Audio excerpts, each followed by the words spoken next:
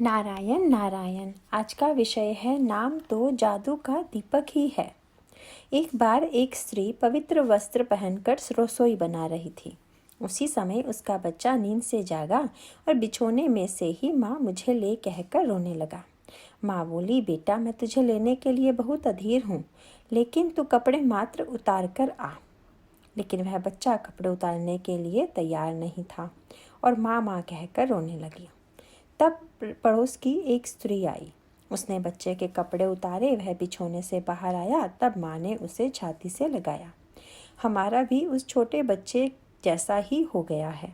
वासना, विकार, अहम भाव आदि के कपड़े उतारे बिना ही हम परमेश्वर से मिलना चाहते हैं, तो फिर हमारी और उसकी भेंट कैसे हो।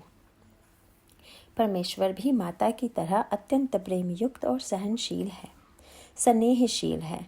उसकी हमसे मिलने की बड़ी प्रबल इच्छा है, किंतु जब तक हम अपने अंग पर के अपवित्र आवरण उतार नहीं देते, तब तक परमेश्वर हमें अपने पास आने नहीं देते। संत हमें परमेश्वर के प्रति अग्रसर होने का मार्ग दिखाते हैं। हम उस मार्ग से जाएं तो हमें अवश्य भगवान की प्राप्ति होगी।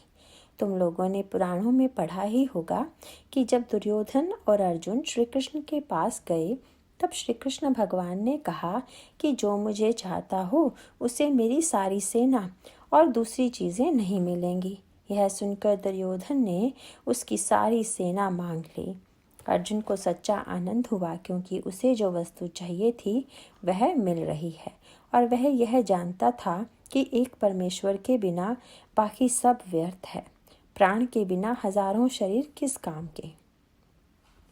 कुछ लोग यह भी कह सकते हैं, परमेश्वर तो 7 समुद्रों के पार रहता है, वह तो शेषशायी है, इसीलिए वह हम जैसे सामान्य मनुष्य को प्राप्त होना बड़ी कठिन बात है। किंतु संतों ने हम पर बहुत बड़े उपकार किए हैं। उन्होंने नाम रूपी जादू का दीपक ही हमारे हाथ में दे दिया है। उसमें केवल सत्संगति का तेल मात्र सदा डालना चाहिए, तो काम हो जाएगा। हाँ, यह दिया बुझे नहीं, इसके लिए बहुत सावधान रहना पड़ता है। मैं त्रिवार सत्य कहता हूँ कि जो नीति से बरत कर नाम स्मरण करता रहेगा, उसे नाम से प्रेम होगा ही। नीति सब बातों की नींव है, उस नींव के बिना इमारत टिक नहीं पाएगी। 3 बातों को अत्यंत सजग रहकर संभालो।